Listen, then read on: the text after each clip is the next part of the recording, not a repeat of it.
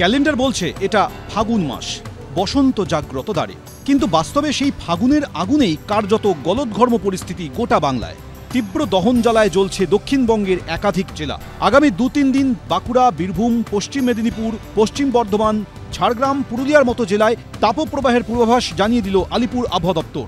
Pump চালিয়ে উঠছে বিল, KSB pump বাঁচায় বিদ্যুৎ, বিলের প্রবলেম গেল। বিদ্যুৎ সাশ্রয়কারী জার্মান টেকনোলজিতে তৈরি কেএসবি পাম্প, পয়সা বাঁচাও, টেনশন ভাগাও। আগামী 2-3 দিন এই জেলাগুলিতেই তাপমাত্রা 40 ডিগ্রিতে পৌঁছতে পারে। কলকাতা সহ দক্ষিণবঙ্গের বাকি জেলাতেও তাপমাত্রা স্বাভাবিকের তুলনায় 3 থেকে 4 ডিগ্রি বেশি থাকবে বলে জানিয়েছে আবহাওয়া দপ্তর। সেই সঙ্গে উত্তরবঙ্গেও 2 থেকে 4 ডিগ্রি সেলসিয়াস তাপমাত্রা বাড়বে বলে পূর্বাভাসে জানানো হয়েছে। পশ্চিমের জেলাগুলো প্রায় 4 থেকে 6 ডিগ্রি মতো বেশি রয়েছে দিনের সর্বোচ্চ তাপমাত্রা। কলকাতা গত 24 ঘন্টা সর্বোচ্চ ছিল 34 ডিগ্রি কাছাকাছি। তাপপ্রবাহের সতর্কতা থাকছে পশ্চিমের জেলাগুলো। 16-17 তারিখে দক্ষিণবঙ্গের অন্যান্য যে জেলাগুলো রয়েছে সেগুলোতেও যথেষ্ট গরম অস্বস্তিকর ওয়েদার কন্টিনিউ করবে। বেশিরভাগ জায়গাতেই তাপমাত্রা 37 ডিগ্রি বা তার থেকে বেশি থাকবে। 20 থেকে পরবর্তী কয়েকদিনের মধ্যে তাপমাত্রা বেশ খানিকটা আবার কমে যাবে।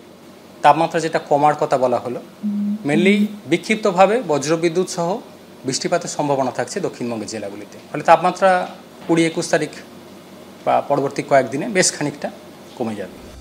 আগামী দিনে গরমের সঙ্গে পাল্লা দিয়ে বাড়বে আর্দ্রতা, যদিও বৃহস্পতিবার থেকে বজ্রবিদ্যুৎ সহ বৃষ্টির সম্ভাবনার কথাও জানিয়েছে আবহাওয়া দপ্তর। অরিত্রিক ভট্টাচার্য, এবিপি আনন্দ, কলকাতা।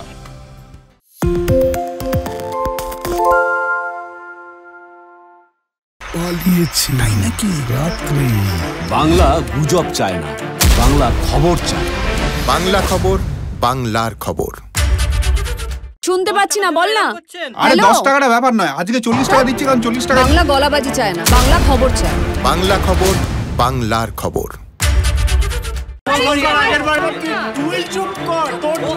বাংলা ঝামেলা চায় না, বাংলা খবর চায়। বাংলা খবর, বাংলার খবর।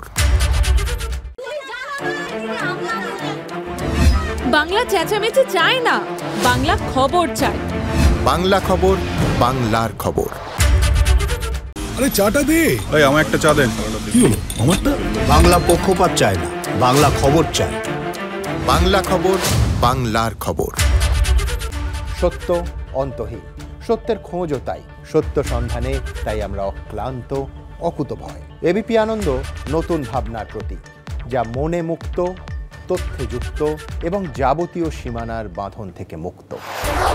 সীমা না শব্দটির মধ্যে লুকিয়ে আছে মানা শব্দটি, যেন চোখ রাঙানি এক অদৃশ্য বেড়াজাল, যা আটকে রাখে আমাদের এক ছোট্ট গণ্ডির মধ্যে।